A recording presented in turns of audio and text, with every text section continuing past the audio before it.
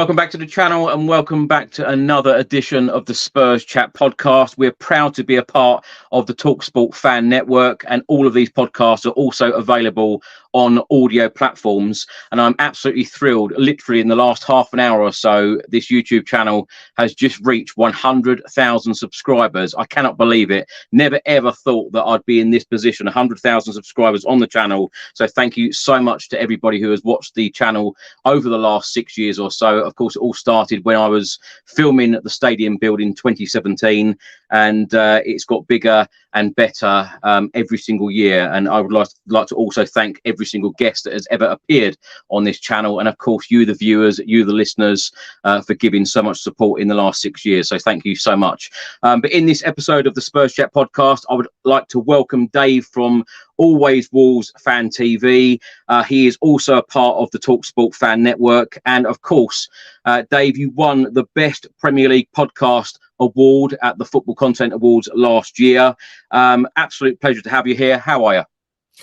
I'm good, mate. And first of all, may I say, absolutely fantastic. Congratulations on getting to 100,000 subscribers. The 600 you've got today, I don't know whether that's anything to do with me coming on. I don't know. Maybe that's but seriously, mate, we've been friends for a long time. You know, you're kind of like my little mentor, really. It's like we talk to each other a lot, and I'm incredibly proud. And you will be getting your gold YouTube play thing, whatever it is that they send you, a little banner thing. What is it they send you? You'll get one of them, won't you? It's like a YouTube plaque. Yeah, like an award. Yeah. And see, like I'm like, what? It's my little dream one day to get to 100,000. We're on like 31,000 something under. We're a long way away from that. Well, I'd love to get to 32, and then I'm a little bit closer. But mate, for you, I think it's absolutely fantastic. The work that you put in, the passion that you have for your club.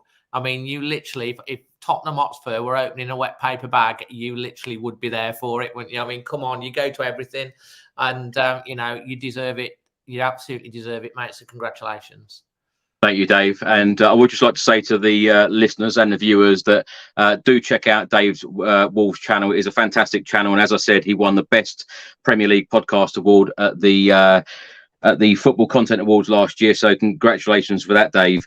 Now, of course, we're here to talk about the Wolves v Spurs game, which, of course, will take place on Saturday at Molineux Stadium, 12:30 p.m. kickoff, live on TNT Sports and live on TalkSport if you're listening on the radio. Dave, let's start. Let's get straight into it. How are you feeling as a Wolves fan right now? Well, I'm actually feeling a lot better than I was 2 or 3 months ago, because let's face it, the summer with Wolves, the turmoil, we were kind of a bit of a laughing stock, really, with everything was going. It was kind of like, you know, it was like a comedy show. That was what was going on in the summer with, obviously FFP's been difficult.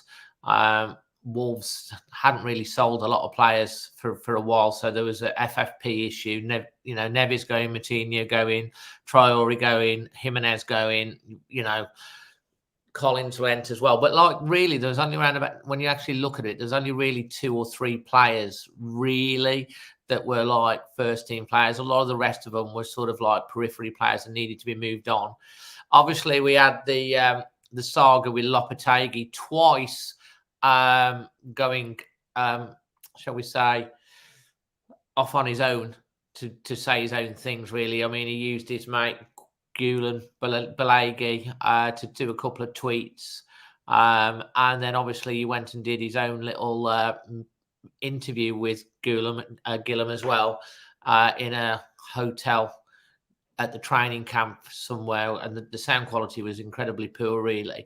But he did that. And you know, I felt at the time that, you know, obviously he got some dissatisfaction, but you don't go and do that. And it just destabilises everything. Of course, Lopetegui then told Matt Hobbs, we're over in, went to Dublin to watch Wolves play Celtic. Interestingly enough, obviously the rearranged game.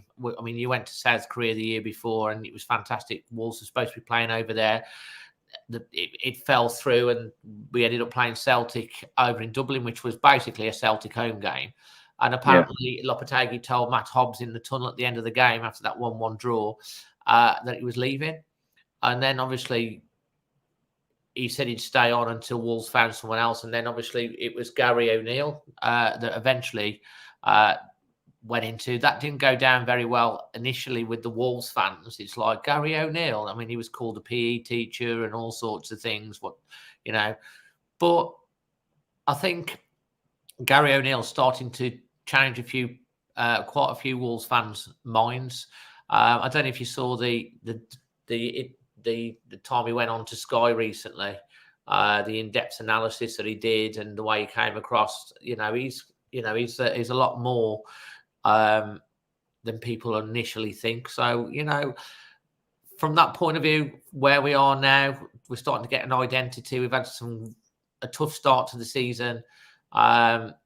We beat Manchester City because that's just how Wolves roll. We beat the teams that no one gives us any chance. And then we go and lose to Sheffield United at the weekend because they had a game. So that's like we played Huddersfield. I think the first or second year we were up. Huddersfield only won 3 games all season. They beat us home and away. I remember going to the McAlpine and the Huddersfield fans coming out saying, "I wish we could play you every week." It's like they only won 3 games and 2 was against. That's just Wolves. And then obviously we got Tottenham this weekend, which is, I've always had a soft spot for Tottenham because my dad's dad from down that end. I took him to his first away match at the Tottenham Hotspur Stadium last season. Got with you guys in the pub, which was fantastic. I think it's great. Tottenham are doing absolutely amazing. The way they're playing, the difference in style this year. Really, really pleased for the Tottenham fans. But then Wolves should have 6 more points on the board, Chris. VAR, Man United, first game of the season. We absolutely battered them. And then they scored from their virtually only shot. We've missed chance after chance after chance. And then basically their keeper, NFL tackles our striker, takes him out, no penalty. So we might have got a point. We should not, 8 times in 10, you convert the penalty. You talk about, we've then played Luton with 10 men. We still managed to get in the lead. And then there's a penalty given. It hits the guy's foot, bounces up onto his hand, and they give a penalty. Oh, sorry. Apology. Shouldn't have given it. 2 weeks ago against Newcastle, 1-1. We played really well against Newcastle. They get a penalty for Wang breathing on the guy. Another one, like it shouldn't have been given. Apology. We got back into the game, got a draw, great. And then against the Blades at the weekend, it was chucking it down with rain. It was a terrible conditions. We battered them the first half, didn't score. Second half, they pressed us. They got a goal from the goal deflected, and the guy hit a worldie. And we got back into it. We showed character, and then 10th minute of again, almost identical to the week before. Poor Fabio Silva's come on. He's in absolute bits, the young lad. Penalty given. They finish it. It hits the under the side of the bar as well and goes in. And Sheffield United win the game. And that's 4 decisions in 11 games. And then you go back to last year. So we're getting a bit fed up of VAR, mate. Yeah. But you can talk about VAR as well after the last game. We'll come on to that. Dave, I want to ask you a little bit about the managers, because you mentioned Gary O'Neill there. You mentioned that a number of Wolves fans weren't happy with the appointment. How are they feeling now? Because I tell you what, I think it's very similar that, a number of Spurs fans weren't happy with the appointment of Postecoglou, and look what he's done, the impact that he has had at this football club so early on. What have you made of both appointments at both clubs? Okay, well, let's start with Gary O'Neill first off. I must admit, when he first came out, don't forget we had Julian Lopetegui, who managed Real Madrid, managed Spain, took Sevilla to the Champions League 3 years, in a row, took them to the European, to win the European Cup, and he's a quality manager. He's a real top manager, and he came in last season when we were rock bottom before the World Cup. We had the thing, and then we ended up being 13th in the end, and he did a great job. And you think, okay, carry on this season, we'll kick in. So Gary O'Neill's coming in after Julian Lopetegui, and Julian Lopetegui aired the dirty laundry. So there's a lot of target on Wolves' board. aimed at that in terms of what they're doing, what they're playing at. He's not happy, and you have to look at it through a balanced eye. You know, you might have a point, you might have been promised something, but then again, FFP, we all know the situation with Everton. You know, do you gamble and ignore it and then get points against you, or do you like try and play within the rules? And then if Everton do get their 12-point deduction, everyone's going, actually, you did the right thing. But if they don't get a hit on that, then you think, well, what's the point of FFP if you can just get round it as well? I mean, we talk about City and all of those. But anyway, back onto Gary O'Neill.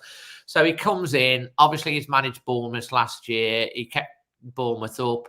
We had a Bournemouth fan that I had over like 12,000 views. This guy came up from Bournemouth Red Army, Cherry's Red Army, and he basically said Gary O'Neill hadn't got a clue.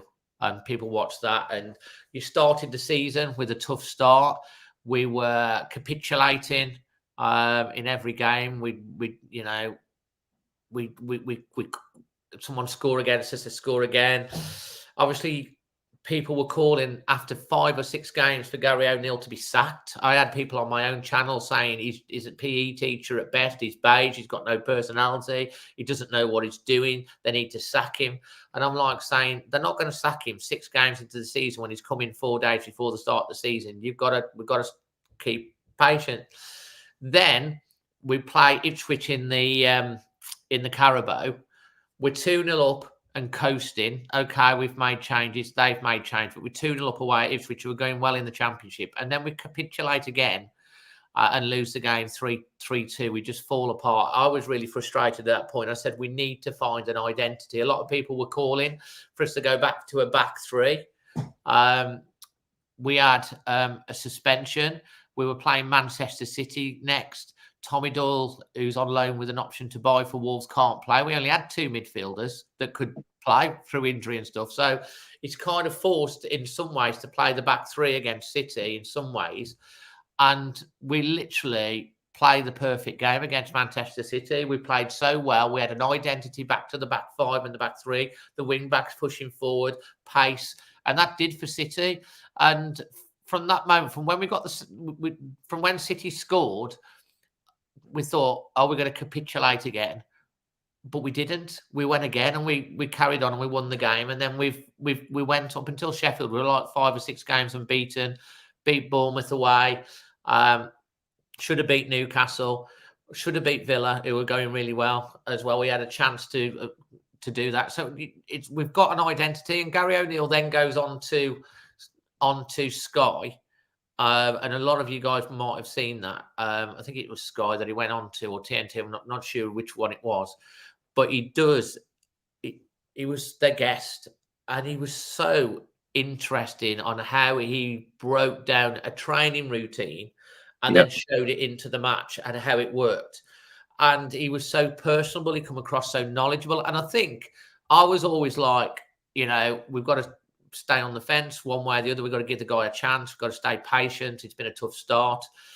And people saying he had no personality. He showed personality. He showed that he had a plan. He had a structure. He explained what he was going to do. He wants to be there and be attacking and play like this, but he adapts per team tactically. And he came across really well. And I think that interview really, and the results really switched a lot of Wolves fans into going, actually, this guy knows what he's talking about. He really is, could be good. And since then, I think it's changed a lot of, I've noticed a change on my channel from people going, he's a PE teacher and let's sack him. All of a sudden, it's gone the other way and gone, well, actually, Matt Hobbs, who oversaw all the transfers and thing, and then the interview process for Gary O'Neill, he looks like he could be a really good young manager. And with the tools that we've got, and we have got a decent team, we've been doing all right. And I like him. I like him, and I think he's going to do okay for us. And Dave, thoughts on Postecoglou? I think he's a breath of fresh air, isn't he? I mean, I watched that match the other night, and I was just thinking, Are Tottenham seriously playing with 9 players and still attacking? Like, Do you know what, Dave?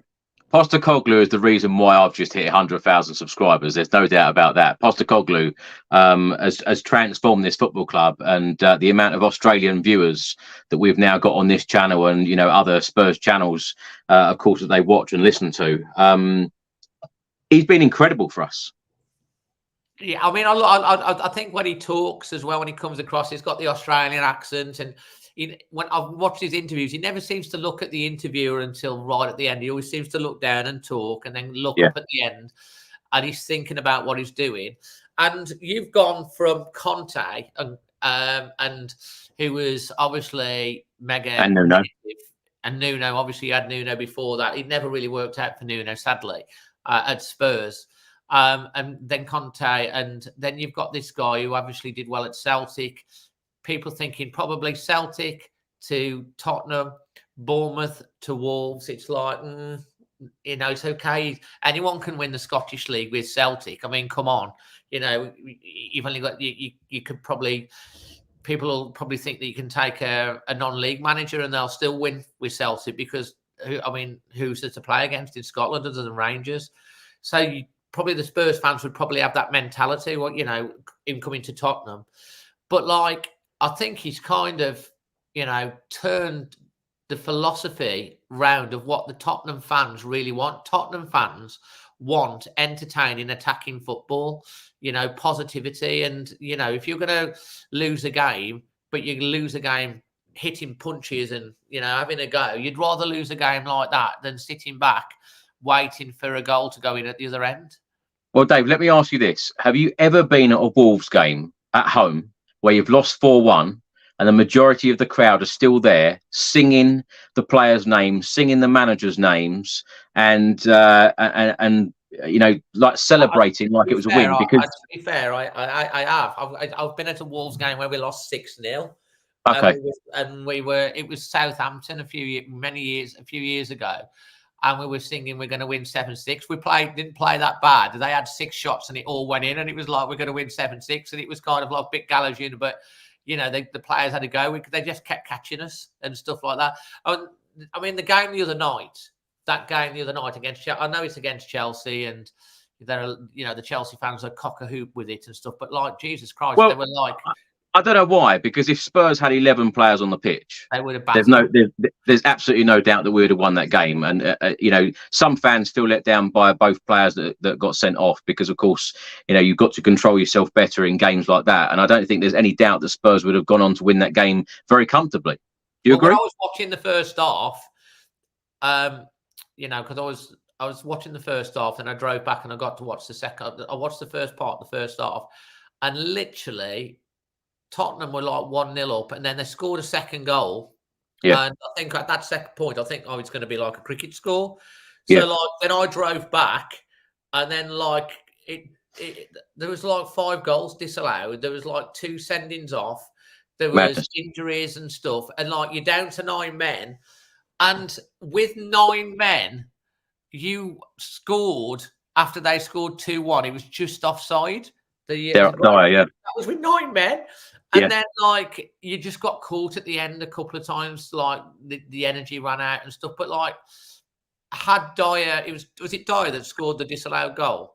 Had Dyer been a little bit further back and scored, I think he would have probably held on for the draw at that point. But, like, Chelsea were trying to beat the high line, weren't they, over and over? And eventually, I mean, the guy that scored the hat-trick, he won't score an easier hat-trick, really, than that. You know, you got behind and energy levels just got, but 9 men, it was a magnificent performance. It reminded me of a performance Wolves played with 9 men.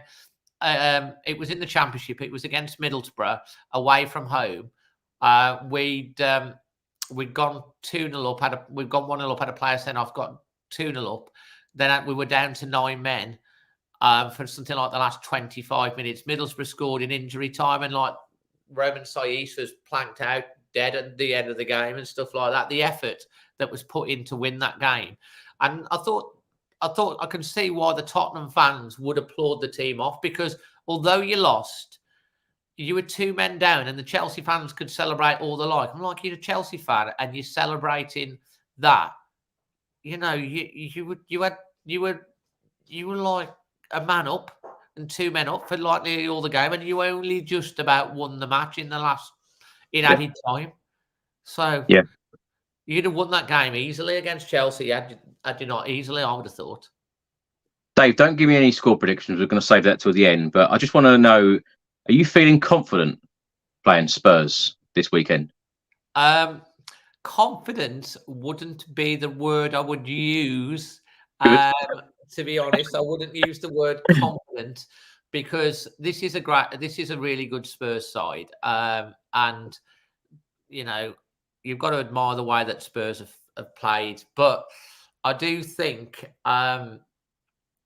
Wolves, I'm optimistic is probably the word. I'm optimistic, not confident. I do think I've seen your prediction on the channel that I've done, what you sent over to me, and I can understand why you'd say that. But like I'm optimistic we can get a result against you at the weekend, and I'm sure we'll cover the reasons for that in a bit. We will. Let's have a look at the league table first. Of course, Spurs go into this game against Wolves on Saturday in second spot in the Premier League table. We've played 11, we've won 8, we've drawn 2, we've lost 1. We have a goal difference of +10. We have 26 points, just 1 point away from league leaders and champions Manchester City. Going into this game, Wolves are currently 14th in the table. They have played 11. Won 3, drawn 3, lost 5, have a goal difference of -5. They have 12 points. Now, Dave, you mentioned a couple of these games, but I'm going to go through game by game because obviously not a lot of Spurs fans cover Wolves in great detail. Now, the opening weekend of the season, I think it was actually Monday night football, Manchester United away, you lost 1-0, followed by another defeat against Brighton at home, 4-1. You then got your first win of the season in the Premier League against Everton away, winning 1-0. Then you lost the next 2 games, Crystal Palace away and Liverpool at home. So that was 4 defeats in the first 5 Premier League games. Then a 1-1 draw away at Luton, as you mentioned earlier. And then you beat Manchester City, the champions, 2-1 at Molineux, followed by another home game against Aston Villa, drawing 1-1. 2 great results there, in my opinion, 4 points. And then you won 2-1 away at Bournemouth, of course, Gary O'Neill's former club. And then followed by a home game against Newcastle, where you drew 2-2. And most recently, you lost 2-1 away at Sheffield United. Now, when I look at those results, the last 3 home games, Manchester City you beat, and then draws against Aston Villa and Newcastle. You must be delighted as a Wolves fan to see that the fact that you can beat the champions Manchester City with the quality that they've got, and of course coming up against Pep Guardiola, and then of course draws against Aston Villa and Newcastle, where you mentioned earlier you might have turned those draws into wins at home. Probably that fills you with a little bit of confidence, doesn't it, going into this game against Spurs? Yeah, it does, and I feel like Wolves have got we've got an identity now. I think Gary O'Neill's had time to assess the squad. I mean, the games, like I said, the game against Manchester United, we've covered that off. You know, we should have won that game. To be fair, I mean, it's the first match of the season. I think most people would have watched that, and Wolves were way the better side. And we've gone on to see the United results and how vulnerable United are this season. But we didn't get the penalty. Against Brighton, we weren't that bad. I mean, like we had 1-0 behind and we had 2 1-on-1s to equalise. And then we had a really bad start at the start of the second half and chasing the game, and they punished us. But this is what I was talking about, these periods in the game where we tend to sort of capitulate early doors. Now he seems to have switched now to a 3-4-3 formation, or a 3-5-2 at times, or all that sort of system, and it can interchange with and without the ball to a back 4 to a back 5, depending on the opponent. And there seems to be much more of an understanding within the team of what Gary O'Neill wants us to do. He's even come out and said it's going to take a little while for even things now it's going to take a while for him to fully understand how to react. And the one thing he was frustrated about with the Sheffield United game, because he was so much in control of that game, that although he's on the sideline, they didn't react to the changes that Sheffield put in the second half. And they've got to learn to be on the pitch to go, we know what to do here. We'll switch to this and on the thing. And so that's good. But like we've got an identity. I'm a lot more positive because it was, as I say, during the summer with everything that was going on, there's so much negativity. You will know in the press who's going to get relegated this season. Oh, Wolves are going to get relegated this season. They're going to go down. They're in disarray. We still have a good squad. Can I ask, where are Wolves at the moment? Because is it a team that is just fighting against relegation and you'd be happy just finishing above the relegation zone? Is it to finish mid-table? Will you be happy with that? Or is it next up now under Gary O'Neill to then push for a European spot? Is that the goal? Well, I in terms of like our Wolves, like just going to hopefully fight and scrap relegation. I think we're 14th in the table with 12 points. We should be 8th or 7th in the table with 18 points because of the points that we've lost. But you can't get them back, and it does feel like every decision that we get, you think with VAR and things, refereeing decisions, they even themselves out. But this has been going on for 18 months with Wolves. A lot of Wolves fans seem like there's some vendetta with the Premier League to try and get us relegated for whatever reason, because we keep getting these results. And even the most staunch fan of every other club must turn around and go, bloody hell, Wolves have had some rough calls this season. I mean, 4 penalty decisions that had not gone our way on VAR and they've been got wrong. It's like Howard Webb has his own flipping car parking space at Compton Training Ground with the amount of apologies he's had to come and give us.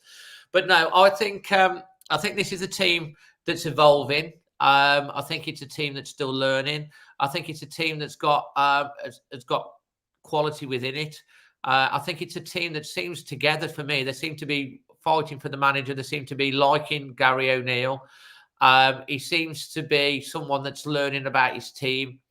And it seems to be a team as well that if they do go down, they've got some fight to come back into it, whereas early doors we weren't. And I think my dad was getting carried away the other day. He was like going, we can finish top 4. I'm like, Dad, come on. But he is 86 and he was excited. And after the way we played against Newcastle and stuff like that. And had we had the points and we had the extra 6 points, you could be arguing that. Realistically, this season for Wolves, we finished 13th last year. So with everything that's happened, if we finish higher than 13th, with everything that's happened in the summer, all the ingoings and outgoings and stuff like that, that probably would be progress. But I think Wolves can push top half. Maybe if we can get a run together, push higher. It's going to be difficult. If we finish above 13th, and if we can push into the top half, then that's certainly a season of progress. And if we can have a good cup run as well to go with that, and why not? Then I think that's more than acceptable. What we don't want is to be in and around that relegation area, fighting relegation again. We want to be well clear of that. And then Gary, there'll be some movement in January.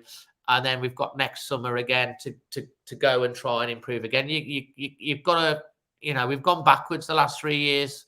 We've gone backwards. We were 7th and 7th, and we've gone backwards. That's, in my opinion, the board probably hasn't, bought the right players. There's been mistakes that have been made. There's been changes in terms of the sporting director. A bit too much reliance on Mr. Mendes and people like that. Wolves have moved away more from George Mendes, and now they're bringing in like Cunha, Brazilian, Joe Gomez, Tommy Doyle from Manchester City, who when we buy him, it'll be 5 million. Mario Lemina, he's been an absolute revelation. A friend of mine was saying the Southampton fans can't believe it's the same player that they had like 6 years ago, but he's gone away and grown up and matured, and now he's come back, and he's such a great player for us. And, we've got Wang has scored 6 goals. I mean, that's going to be like the South Korea derby at the weekend, isn't it? Like, them absolutely. Two together. He scored 6 goals. He's already scored more goals than he did last season and had 2 assists. But the big loss for us is Pedro Neto. Yeah. Pedro Neto is a massive loss because he is going to be world class. He's so good. And of course, he's out. How much of a big miss is he going to be, Dave? Because when I look at the assists charts, Maddison's got 5 this season, who has been absolutely brilliant for Tottenham. Neto's got 7. That is going to be a huge loss for you. It's a massive loss, mate, because the thing with Pedro Neto, he struggled with his injuries. He had 2 ACLs that he had to come back with. His comeback, and he was like fully flying. And to be fair, at 2-2 against Newcastle, when he got his injury, we had a 4-on-3 on Newcastle, 10 minutes to go, and he's surging forward. And then his hamstring goes and he goes down. We had an overlap on that, even on that thing. I think if he'd stayed on the pitch, we'd have beat Newcastle. He goes down. And there's 3 different grades of tear for hamstring. There's 1s, 2, and 3s. I think it's a 1 or a 2. Funnily enough, last night, mate, I'll show you this little pic. I was at Molineux last night, and I had a little chat with Pedro Neto and Matthias Cunha. It was for a foundation thing. I did speak to Pedro and asked him, and he says hopefully he'll be back soon. So I think he'll be back hopefully soon after the international break, but obviously not for tomorrow. But Matthias Cunha is another one to watch out for because he can run with the ball. And he's quite talented. He's quite expensive that we bought him for. It was Lopetegui's top target, Cunha. Both really nice guys last night that attended the Wolves Foundation event. But he's a big miss for us, Pedro Neto, without a shadow of a doubt, because he can single-handedly create carnage. Dave, any other team news ahead of the game? And also I wanted to ask you what it's like having Matt Doherty back at the club. Matt Doherty, Matt Doherty's what I would say is a solid player. He hasn't been starting for Wolves. He's come back to Wolves as an option. I think Matt Doherty plays better in a sort of a wing back role than a straight full back role. He's always got a knack of coming up late, turning up late, and he did score some goals for Tottenham as well at times. But yeah, Matt Doherty, you're going to have Semedo that starts on that side, Nelson Semedo, and Matt Doherty's kind of behind him. So he hasn't played that much for Wolves. But we sold him to you guys for like £18 million. Thanks very much. And we got him back for nothing. So that's a good deal, isn't it? I think it says it all, though, when you say he's not in the starting 11 at the moment. Let's also mention Nuno. He recently got the sack in the Saudi Arabian League as manager of El Ittihad. Were you surprised by that one? I am surprised, but I have some insight on why that might have been. Benzema? I know that knows. Yeah, Benzema. Obviously, he won the championship with them last year in Saudi Arabia. First time they'd won it in 14 years. Fantastic. They've sacked him, but I don't think Nuno wanted Benzema. Benzema is a big star. He didn't really, from what I'm told, Nuno didn't want him. Not really fitting in the style of how he wanted to play. Benzema is their big star, so they've decided to keep him and boot Nuno out. Nuno's gone. He's left. He's like going to be walking out with a few more £1 million. He'll sit in Portugal, play a bit of golf, and someone will come in for him and he'll do a good job for someone. I just don't think Tottenham was the right job for him at that time, to be fair. It was always on a hiding to nothing, really.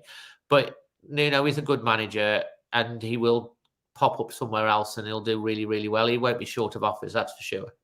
He might end up back at Wolves, Dave. Mate, the Wolves fans would have had him back as well. Like last year, there's a lot of them clamoring. I mean, he is really, really revered at Wolves. Let's face it, he took us from nowhere in the Championship, took over and got us 100 and how many points running away with the Championship, 2 7th place finish, quarter-final against Sevilla, Lopetegui Sevilla in the Europa League, and Jimenez misses his first ever penalty in that match to go 1-0 up. We didn't lose when we were leading. And then the pandemic came along and it kind of messed it all up. And then I think there was a little bit of a falling out between the chairman and Nuno because he wanted the investment to kick Wolves on, and it didn't come. And you've seen how Wolves have regressed since he left. So he is much loved at Wolves, and maybe one day he might come back. I don't know.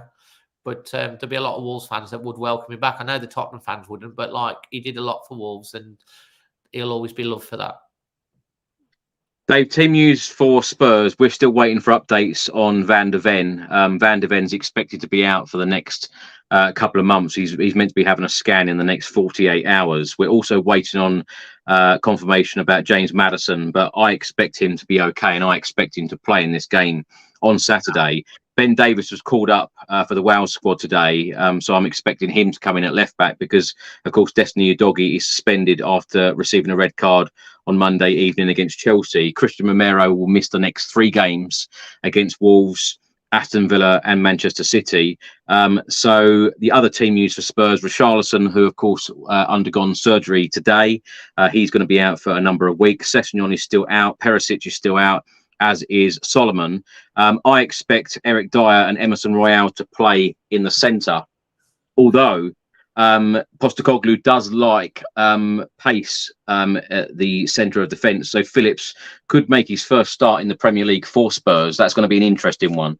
My predicted lineup, and I'll get yours right at the end of the show, Dave, but my predicted lineup for the Spurs team is Vicario in goal, the back 4 of Davis, Dyer, Emerson and Porro. In midfield, Sarr, Maddison and Basuma, and up front, Kulusevski, Son and Brennan Johnson.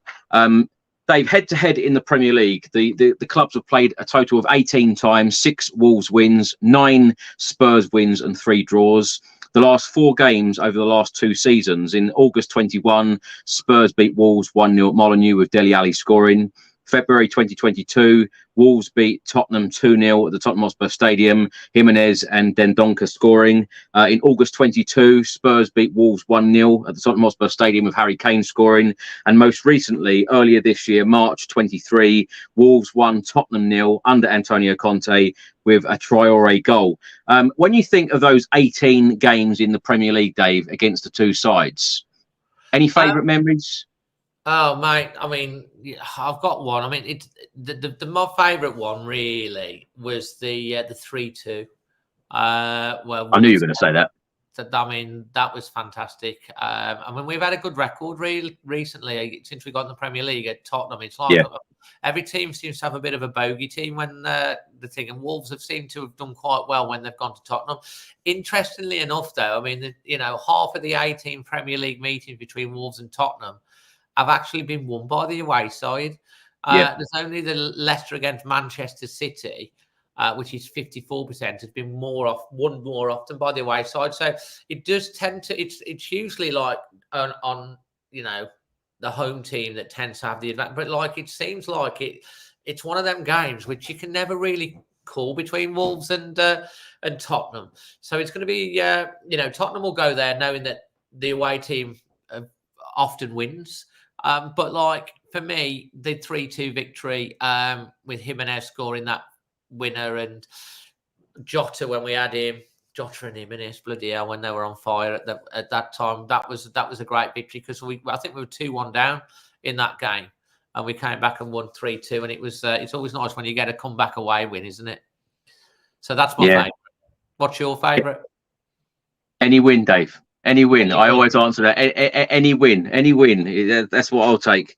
But I like we said earlier, I like to see entertaining football. Spurs fans love to see entertaining football, and I think that the Wolves fans certainly, and I said this on your preview, the Wolves fans will certainly see a different Tottenham to what they have done in previous seasons, particularly under Jose and Nuno and Antonio Conte, because this is a different type of team. This is a different setup, and Postecoglou has just set this team up to entertain and play fast attacking football. And the thing that I am a little worried about is the fact that we are going to have 3 of our back 4 out for this game. So it's how we adapt. It is how those players that come in come in and grab their chances, because that's what it's all about when a player is out injured or suspended. It's about those players coming in and grabbing their opportunity.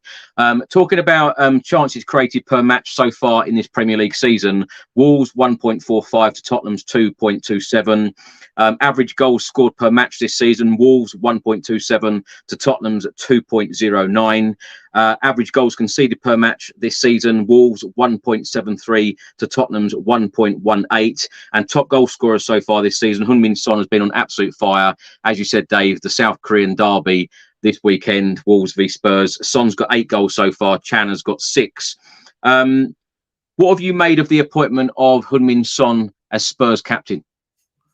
I think that's a good thing. I think he's deserved it. I think he's showing leadership by how he plays on the pitch. He's been at Tottenham for a very, very long time. He's played alongside Harry Kane very, very closely. I think, you could have looked at the likes of Eric Dyer, I suppose, that could have been handed the captain's armband. But I think I think the fact that they're getting the results and the way they're playing and the way he's leading on the pitch by leading the line and leading the team, I think it's obviously been the right decision. And he clearly is embracing that. So, yeah. Dave, I don't know whether you've seen it, but earlier today, the Daily Mail have reported that the game will make Premier League history, with body cams being worn for the first time. A player from each side will wear one in the warm-up. The partnership is between TNT Sports and the Premier League. Dave, just want to get your score predictions for this weekend's games, because, of course, a lot of games are taking place. We'll leave the score prediction for the Wolves v Tottenham game right to the end. So let's start with Arsenal v Burnley. Who do you think will win that one? Well, I think that's a real tough call. That one is Arsenal 4-0. I'm going to go for a 1-1 draw, Dave. I thought you might, but yeah, Arsenal 4-0. Crystal Palace v Everton. I think Palace will win that 2-0. It's a funny one with Everton. You never know what you're going to get with them. Crystal Palace, I think, will probably edge it 2-1. Manchester United v Luton. And what have you made of Manchester United this season? I find it quite amusing. Man United. I just hope they just finish about 10th. I'd love that. And I really hope that Luton go there and get a draw. So I'm going to go 1-1, but it'd be nice if Luton can sneak it 2-1, because that would be even funnier. So, yeah, let's go with that. Yeah, do you know what? I'm going to go with 1-1. I think Manchester United are having a real tough time at the moment. And I don't know how much time Ten Hag is going to get at Old Trafford. There just don't seem to be any leaders on the pitch for me at Old Trafford right now. And Bournemouth v Newcastle. I think, Bournemouth will have a go again, but I think Newcastle will probably win that game. I'm thinking probably they'll win it. Maybe give Bournemouth a goal. It'll be 3-1 to Newcastle. Yeah, I think Newcastle will win that comfortably, 3-0. Do you think Newcastle will finish in the top 4? I think they might just miss out this year, because I think Tottenham are bang on for a top 4 finish. I think Arsenal finish in the top 4. I think probably Liverpool and City. So I think they'll probably finish outside personally. I just don't think, especially losing that midfielder. I know they're trying to get Neves back from Saudi Arabia, apparently. But isn't there a vote taking place today on a ban on that being able to happen? Yeah, it'd be interesting. So yeah, I think Newcastle probably will finish outside the. I think it's helping Tottenham as well this year that they haven't got any other distractions as well, really. So I think that's helping Tottenham this year, and they're making the most of it. I think you'll have plenty of distraction next year, because I think you'll be going on. I think you'll be burning holes in your pocket again, Chris, travelling around the world. I tell you, I've really, really missed those European nights this season. Yeah, really missed it. I didn't ask you when we went through Tottenham. Do you see Spurs as title contenders? Because no one was talking about Tottenham when Postecoglou was appointed. A lot of fans, we want progress. I think that any European football next season will be progress under Postecoglou, because he's certainly got this team playing entertaining football that we've mentioned already. But do you, as a Wolves fan, an outsider, do you think that Spurs are good enough to challenge for the Premier League title? I think we're 11 games into this season. I think you've had a fantastic start. I think the fact that you are, 9 men sending off away from being top of the table at this point in time, because like I was really hoping you wouldn't lose against Chelsea, because I was thinking it's we want to top and tail it with Wolves, lose, give the team that hasn't won, let them beat us, and then beat the team that hasn't lost the following week, because that would just be Wolves, but you lost. But I think you'd be 2 points clear at the top now if it wasn't for the fact of what happened the weekend. I think no one can turn around and say that Tottenham Hotspur are not title contenders, because after 11 games, you're second and you're right in the mix. And if you continue in that vein over the course of the season, you're going to be there or thereabouts. I don't think City are quite as strong as they were.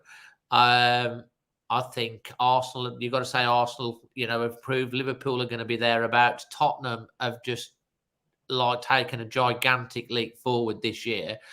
So for me, yeah, Tottenham Hotspur are title contenders, but the proof will be in the pudding.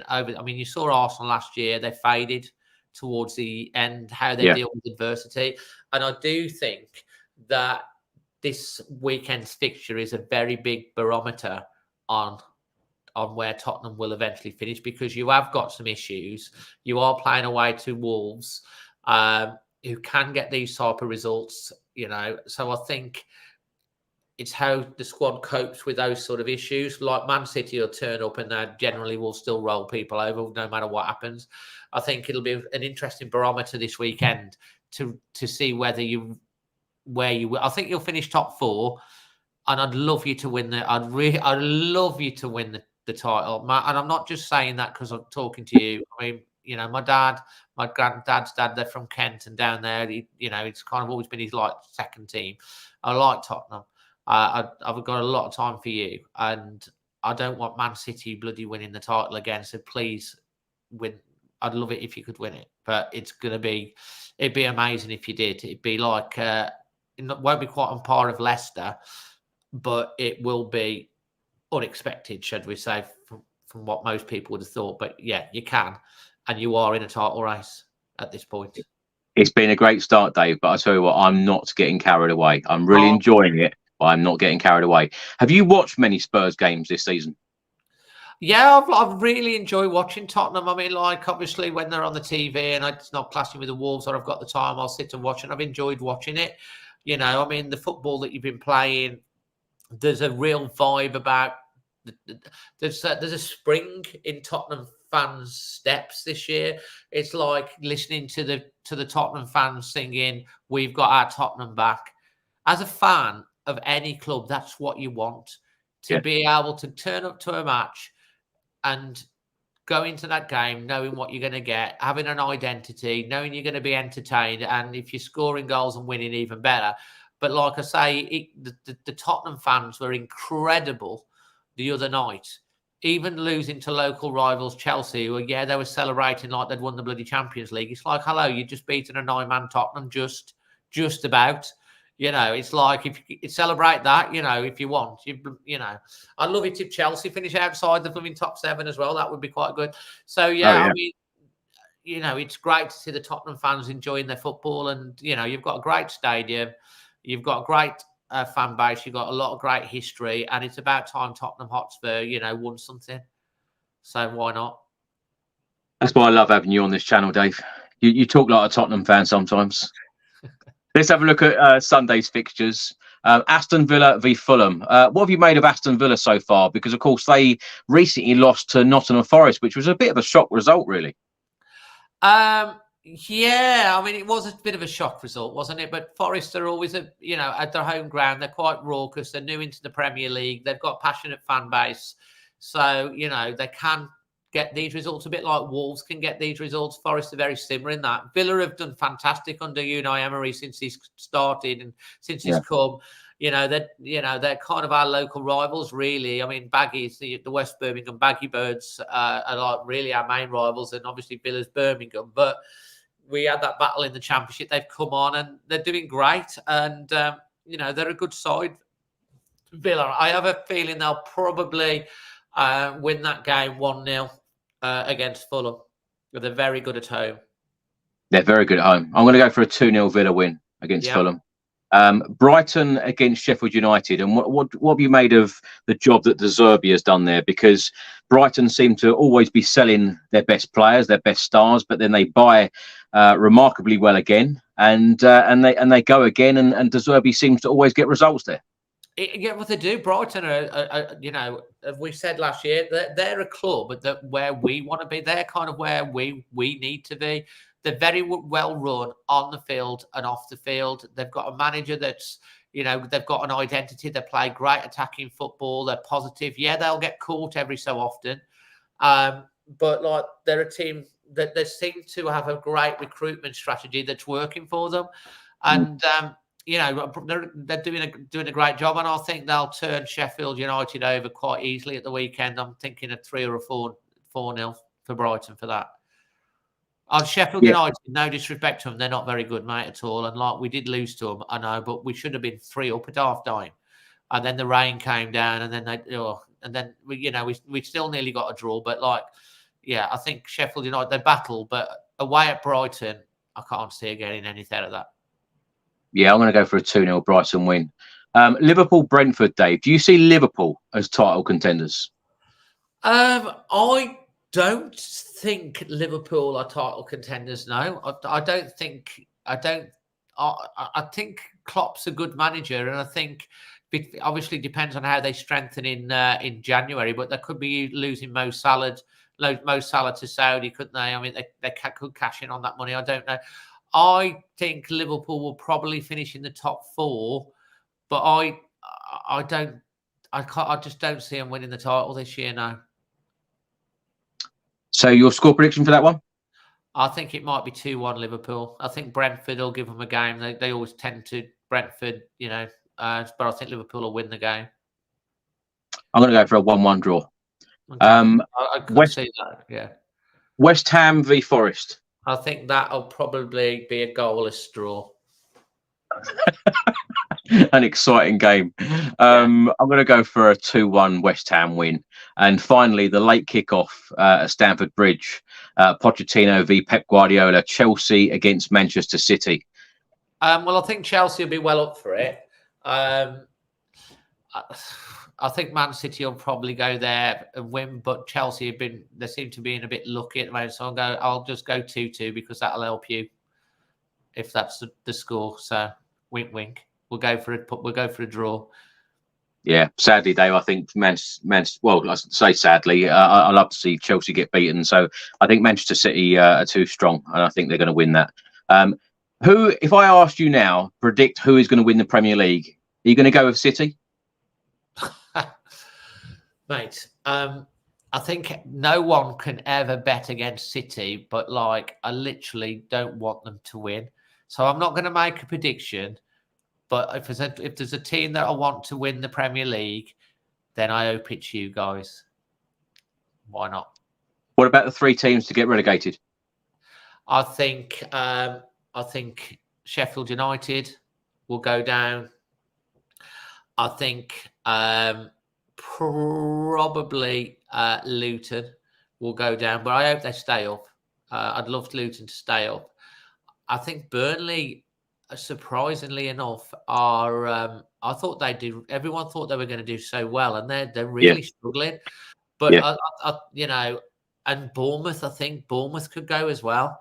I think it's going to be any 3 from Luton, Sheffield United, Bournemouth, Burnley, and if there's one team I'd kind of like to go down, it'd be Everton. Why? When they're going to be moving in their brand new stadium? No, listen. There's nothing against Everton fans or anything like that, but they're a bit like Coventry City. They keep managing to somehow survive, and they keep going. We've been in the Premier League for like 57 years and never gone. It's like, have a taste of life in the Championship. Like, you know, it'll do you good. Then you'll appreciate. You'll come back, but they need to have a little bit of taste of life down there because it's tough.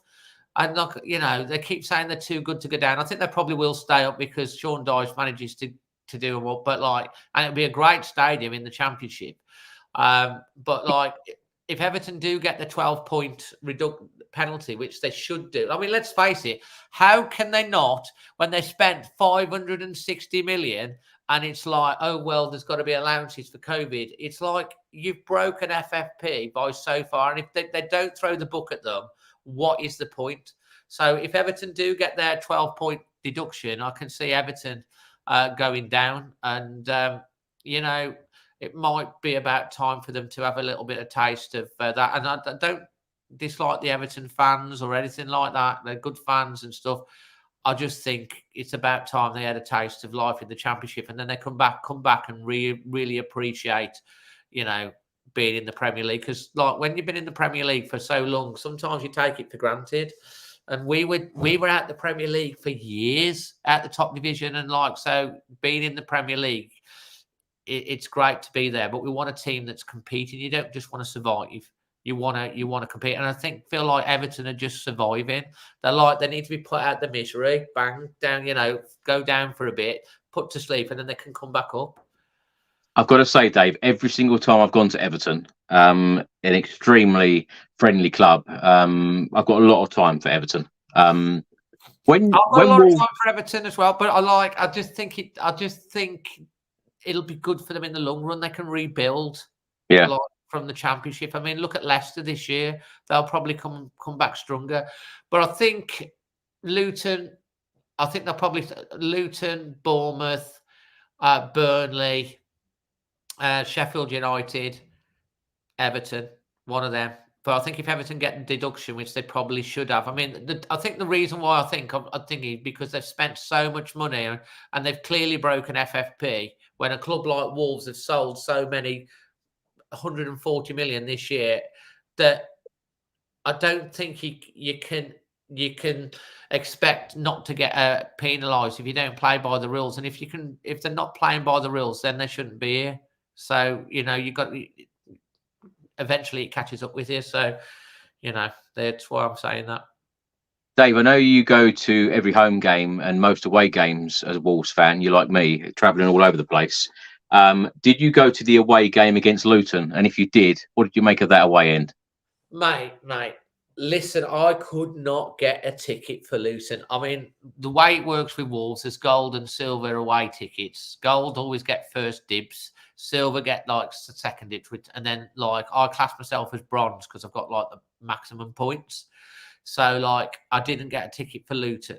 I had a few of my people that went there because I wanted to walk over the gardens, mate. And, you know, you could have climbed over a couple of fences, I'll tell you that. No, so I didn't go to Luton, no, sadly. But I would have loved to go. And I'm like, Luton, you know, they've got Rob Edwards, who, you know, come through as a coach at Wolves, you know, so I've got a lot of time for them. And I mean, what a story that is for Luton. You know, they're going all the way down to non-league and then coming all the way back up to the Premier League. It's an incredible story. And if they stay up this year, what a fantastic story that will be. They can stay up. It's going to be tough. But you see a Luton side that at their place, they're no mugs. You know, it's tight ground, old ground. But Luton, you know, they're going to put a fight, but they'll succumb in the end, won't they? I think. But it'd be a great story if they stay up. Yeah, they've done some good work at their stadium as well, but it was very strange going in that way, and I must say. Dave, finally, your predicted lineup for Wolves against Spurs on Saturday and your score prediction. So, Jose Sarr in goal. It will be Kilman, Dawson and Totti Gomez as a back three. We shall have Aitnori and Nelson Semedo, probably as the wing backs. I'll think he will go with definitely Mario Lemina, who you're going to be impressed with him at the weekend. Mario Lemina, he's absolutely brilliant. And then it's like a toss-up who he plays with him. He's played Tommy Doyle the last couple of games. He played really well when he came on against Bournemouth. He's played Boubacar Traore before, or he could play Joe Gomez. He could come in. He's a bit of like, you know, Joe Gomez is a real tackler in midfield as well. So I'm not sure who he'll play alongside Mario Lemina, but it'll be one of them three.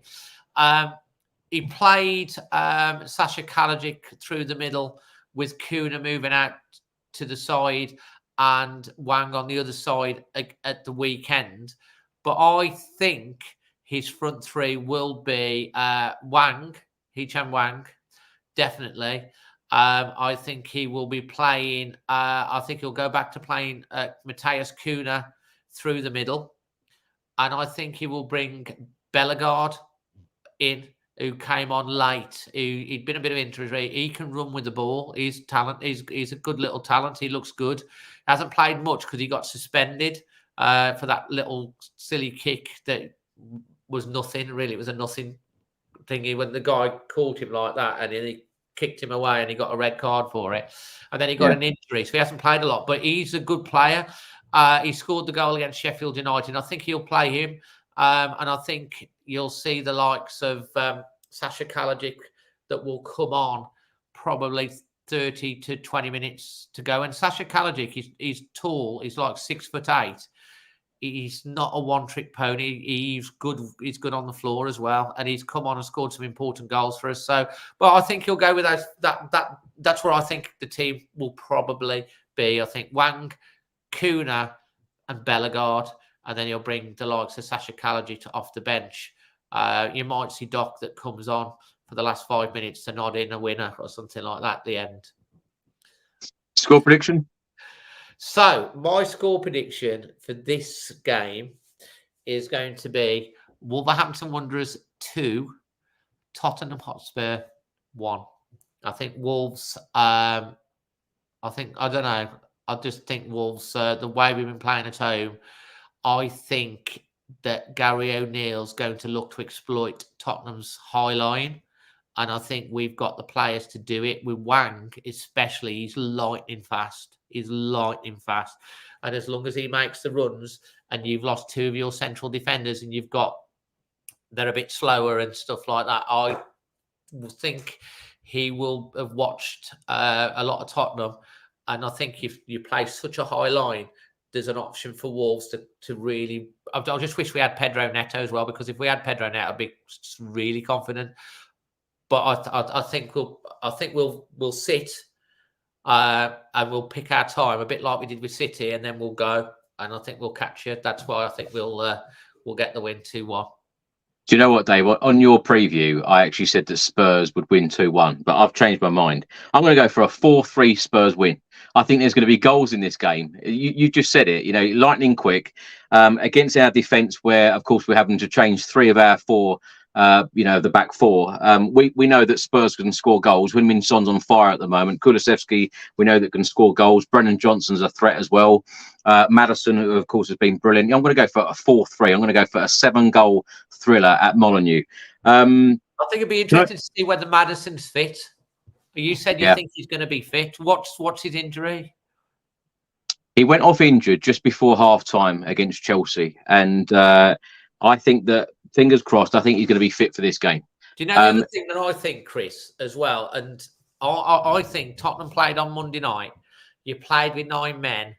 Those guys put in a hell of a shift. That takes a mental and physical toll on them, because that level of effort that they had to put in, even if you're just 5% off it, those players. But you said, Dave, we're title contenders. We've got to be winning games like this. Well, this is why, absolutely. This is why I said I do think you can't not say Tottenham are not title contenders, because you're second in the league and you would have been top if it wasn't for what happened the weekend. But I do think it's on whether how true a title contender you are will be depending on. I think you'll get a really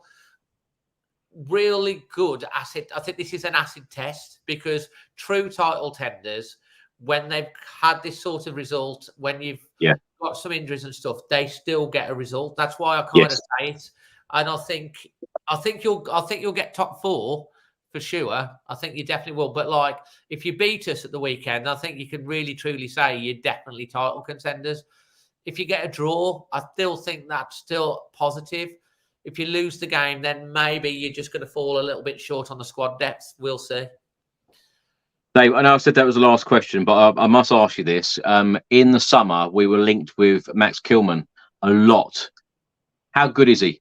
He's good. Max Kilman's very, very good. I mean, he's a lad that came from Maidenhead, from non-league. He's not many players have gone from non-league straight into the Premier League. Obviously, we all know about the futsal thing that he played England football. He's very good on the ball. He's good in the air. Wolves had a lot of faith to bring him in back in, I think it was 2017 or 2018 or whenever it was that he came in. He signed a new 5-year contract for Wolves because Wolves have been very loyal to him. He's captain of the club. He's, to me, someone that really England should be looking at bringing him in because his mom's Ukrainian, but he can't play for Ukraine. Do you know why? Because he played futsal for England. Right. So he can't play for Ukraine, but I mean, otherwise he would qualify for Ukraine. But like he's a good young player. He's 25, 26. He's just come in at the right age for a centre back. He's got Ballon Dawson alongside him, and Ballon Dawson, may I add, had Haaland in his pocket when he came to Molineux. Even Haaland went up after the end of the game and gave him a high five and said, "Well played, mate." And Gary O'Neill played a very, very tactical game against Man City. And what he did was he man-marked Haaland with, I think, Dawson. Kilman was the backup, and Totti Gomez picked up Mason Mount. And then Kuna, I don't know, is it Kalajic or wherever? I can't think of the guy's name that was playing up the pitch. What's his name? Kovacic. Kuna man-mark Kovacic to stop the thing. So I think Gary O'Neill will play a similar sort of tactic against Tottenham. I think he will have a tactical plan to stop Tottenham's to stop Son and those players. I think it might be a similar sort of tactic and to stop the playing out and try and stifle you into giving the ball away, and then we break. Whether it works or not, we'll see. Well, I'm sure it's going to be a very entertaining game, Dave. And obviously, I hope that Spurs get the 3 points. You hope that Wolves are going to get the 3 points. May the best team win on Saturday at Molineux. Thanks so much for coming on, Dave. It's been an absolute pleasure talking to you. And our conversations are always over an hour long. Where can people find you on social media, and what are you up to at the moment? So just always Wolves on all the socials, and then obviously always Wolves Fan TV on here on YouTube. And if you check that out, if you watch our preview, you'll have a laugh. It's very different to Chris's preview. It's a bit more sort of like my old man was on it today, who's 86. He come and talks as well. So it's a different type of preview, but it's a fun one. Chris sent a video, so you get his thoughts on there as well. And we will be doing. I'll be meeting up with Chris before the game to shake his hand, and hopefully shake your hand after the match as well, mate. And we'll be doing our reaction after the game as well. But mate, and seriously, I always love getting together with you, top lad, and I'm really, really, really made up for you getting 100,000 subscribers. It's something that I can only dream of. But absolutely congratulations on that. It's a massive milestone, mate. And maybe in 10 years I'll get there. I'm still trying to get to 32. So if there's any of you Spurs fans that fancy a laugh, make sure you subscribe to us. You'll see the pain or the joy after the match on the weekend.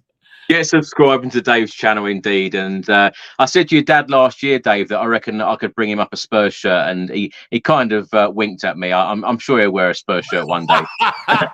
As I say, my dad, I mean, give me my granddad that's passed away, he was a butler, right? And my nan was a chambermaid, and they were in service. They met. They used to meet each other at the gates of Hyde Park. My granddad liked Tottenham. In the war, they moved up to Wolverhampton. So my dad went to watch Wolves, and then he started taking me as a young lad. But he's always had the soft spot for Tottenham. And this is a true story. Last year, he wanted to go to an away game. My dad's 86, right? He's 86 now. I lost my mom a couple 2 or 3 months ago. So they've been together 66 years, and it's been tough for him and tough for all of us losing my mom. But she loved the fact that I took him to an away game last year. and we went to Tottenham, and he enjoyed the game, enjoyed going there. And you know, so like, this is why I'm saying, with sincerely, I do wish Tottenham and Tottenham fans well, because, like, as I say, my granddad was a Tottenham fan, and my dad's always had a soft spot, and because of my dad, I've got a soft spot for Tottenham as well. So I do wish you all the best. Well, Dave, really looking forward to seeing you and your dad and the rest of the family on Saturday. Thanks so much for coming on. Thanks for watching, everybody. Thanks for listening. If you don't subscribe to this channel, please do hit that subscribe button. Also, head over to Dave's channel, subscribe to his channel as well. And hopefully, we will be smiling Saturday afternoon. We will be live straight after the game to talk about, hopefully, a Tottenham Hotspur win. Thanks for watching. Thanks for listening. Come on, you Spurs.